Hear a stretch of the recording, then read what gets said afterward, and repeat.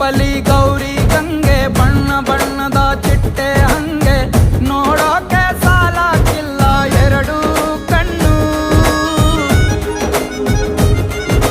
ಗಂಡು ಹೈಕಳು ಬೆಪ್ಪಾಗವ್ರೆ, ಬೆರಗು ಕಣ್ಣಲ್ಲಿ ನೋಡ್ತಾ ಅವ್ರೆ, ದಾವಣಿಲೆ ಬೀಸುತ್ತಾರೆ ಹೆಣ್ಣೈಕಳು.